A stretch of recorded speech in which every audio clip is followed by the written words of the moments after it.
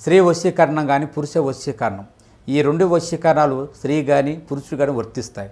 మనం చెప్పిన మాట వినకపోయినా మన దగ్గరికి వచ్చే విధంగా, మనం మాటకి గౌరవించే విధంగా, మనం రమ్మంటే రావాలి, పొమ్మంటే పోవాలి, కూర్చుంటే కూర్చోవాలి, లెమ్మంటే లేవాలి, మనం చెప్పిన మాట గౌరవించి మనం పెళ్లి చేసుకోవాలనే విధంగా కూడా స్త్రీ వశీకరణ కానీ పురుష వశీకరణం కానీ ఉంటుందమ్మా. ఈ వశీకరణం అనేది వాళ్ళకి ఏ విధంగా ఎవరి గురించి మనం చేయాలనుకుంటున్నామో వాళ్ళ పేరు మీద కూడా ఆ వశీకరణం పట్టుకొని ఆ మంత్రం ఒకటి చెప్తాను. ఆ మంత్రం మీరు జపించగలిగారంటే, ఆ వశీకరణం పట్టుకొని ఆ మంత్రం జపిస్తే 11 రోజుల్లో ఆ వ్యక్తి, నువ్వు ప్రేమించిన వ్యక్తి కానీ, అమ్మాయి కానీ, అబ్బాయి కానీ 11 రోజులు మీ దగ్గరికి వచ్చేది ఖచ్చితంగా గ్యారెంటీగా జరుగుతుంది.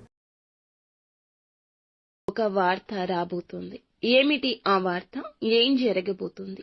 కుంభరాశి జాతకుల జీవితంలో ఈ రోజున గోచార రీత్యా ఎలా ఉండబోతుందో ఒక్కొక్కటిగా సవివరంగా వీడియోలో తెలుసుకుందాము.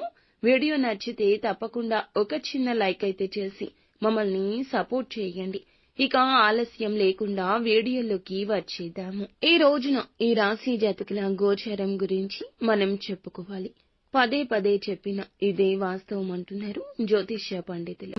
ఎంతో నమ్మిన ఒక వ్యక్తి నుంచి విశ్వాసభంగం లేదా ఒక మాట తూలనాడడం ఇలా జరిగే అవకాశం ఉంది.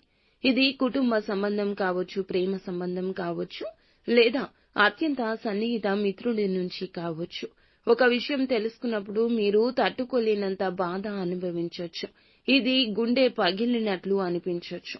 అందుకే ఎవరి మాటల్ని, ప్రవర్తనను కూడా ఇప్పుడు ఒకసారి ప్రశ్నించుకోండి. భావోద్వేగాల్లో తీసుకున్న నిర్ణయాలపై కంట్రోల్ అనేది ఉంచండి. ఒకప్పుడు ఎంతో నమ్మిన ప్రేమ బంధం ఇప్పుడు సందేహాస్పదంగా మారే అవకాశం ఉంది.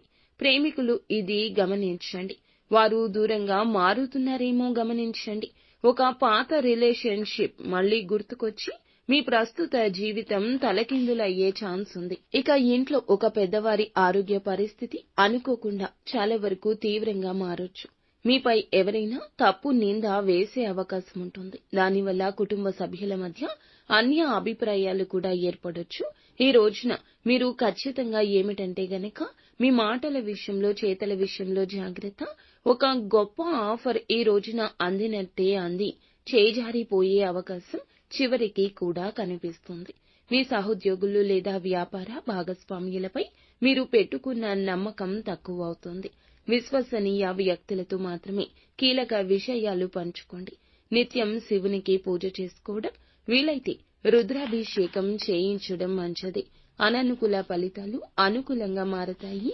మానసిక స్థైర్యం, ధైర్యం కలుగుతుంది. ఆరోగ్యం విషయంలో ప్రత్యేక శ్రద్ధ వహించండి. గుండె చుట్టూ భయాందోళనతో ఉంటే గనక వైద్యులను సంప్రదించండి. ఇక ఇది పరిశీలించుకోండి. ఆత్మవిశ్వాసాన్ని పరీక్షించుకునే సమయంగా చెప్పడం జరుగుతుంది. జీవిత మార్గాన్ని కూడా మార్చే ఒక సదవకాశం వస్తుంది. నష్టం జరిగిన చోటి భవిష్యత్తులో మంచి జరుగుతుంది. నిత్యము శివారాధన చేసుకోవడం, కష్టం వచ్చినప్పుడు పరమశివునికి చెప్పుకోవడం, దైవారాధన చేసుకోవడం, దైవాన్ని గుడ్డిగా నమ్మడం మీకు మేలు చేస్తుంది.